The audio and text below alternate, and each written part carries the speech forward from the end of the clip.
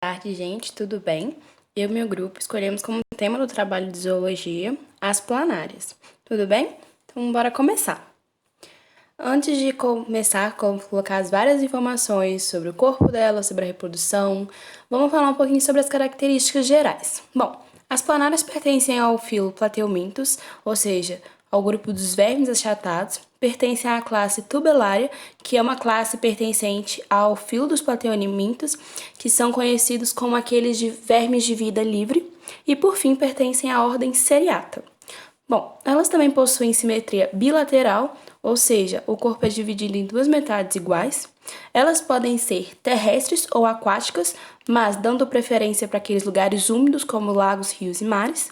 Elas são hermafroditas quando adultas, ou seja, elas têm tanto o sexo feminino quanto o sexo masculino. E grande parte das espécies são carnívoras ou necrófagas, além da alta capacidade de regeneração que esses bichinhos possuem. Bom, outro assunto que a gente pode falar é o ambiente e a sobrevivência dela. Bom, as planárias não têm muita exigência para os locais onde elas sobrevivem, para os locais onde elas podem se reproduzir. As duas únicas coisas que elas exigem são o pH acima de 4 e as temperaturas mais baixas devido à sensibilidade a altas temperaturas. Tudo bem? Então, bora continuar.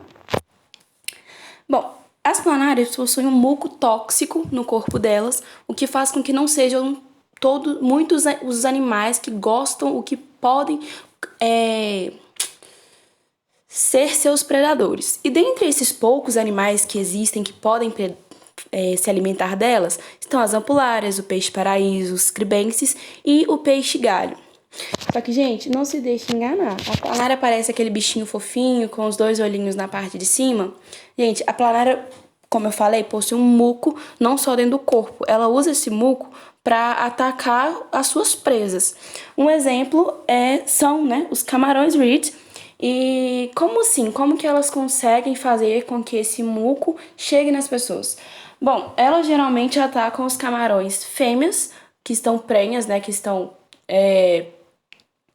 na fase de gestação, ou então os camarões que estão doentes. Elas chegam e depositam um muco perto deles ou neles, e depois de um tempo eles acabam morrendo. E aí nesse ponto que as planárias vão e se alimentam daqueles animais.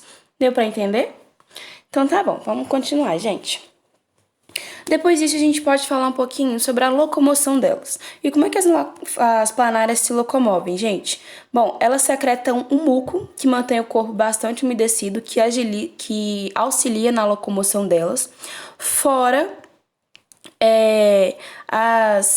os cílios que elas possuem embaixo dos corpos, que também ajudam. E no caso das planárias marinhas, elas também possuem uma estrutura muscular em ondas, que quando faz com que, para fazer com que ela seja possível a natação, que seja possível que elas nadem no meio do oceano. Então aqui a gente pode falar que a imagem de baixo se retrata a imagem das planárias que preferem o ambiente terrestre mais úmido, e a de cima é uma planária marinha. Como a gente pode perceber, a beirada dela tem umas leves ondas e é desse jeito que elas se locomovem no oceano. Tudo bem? Então bora lá.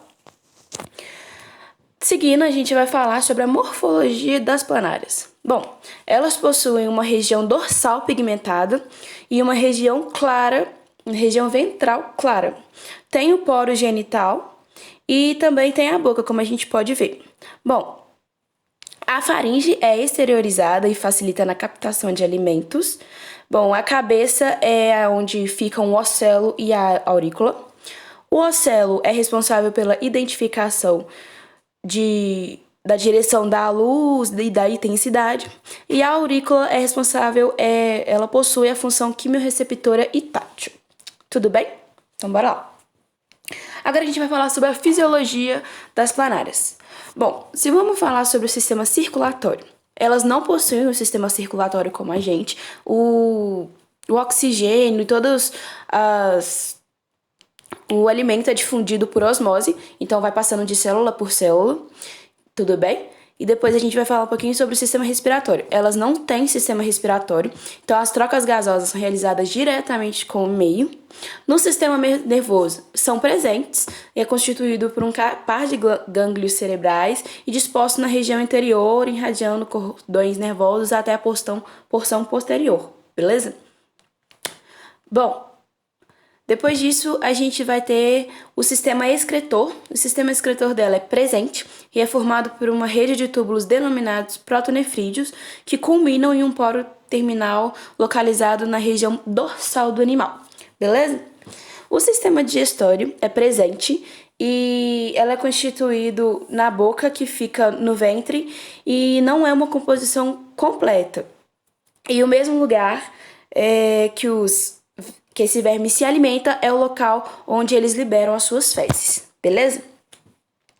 Depois disso, a gente vai falar sobre o sistema sensorial, e ele é presente também, e através das células fotorreceptoras, como os ocelos. Esses organismos conseguem se orientar captando a energia luminosa do local, beleza? Depois a gente vai falar um pouquinho sobre o sistema reprodutor, e como foi dito no início do slide, as planárias adultas são hermafroditas, então elas possuem tanto o sexo feminino quanto o sexo masculino. E agora a gente vai falar um pouquinho sobre a reprodução delas. E elas possuem tanto a reprodução sexuada quanto a reprodução assexuada.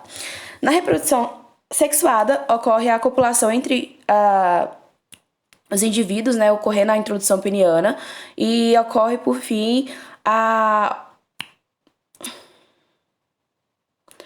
ovulação. E aí, quando esses dois indivíduos se separam, os ovinhos são trazidos para fora, não ocorre uma gestação dentro do corpo das planárias. E aí, como a gente pode ver nas imagens, na primeira são os ovinhos e na segunda são elas juntas para depois ter a cápsula das planárias, tudo bem?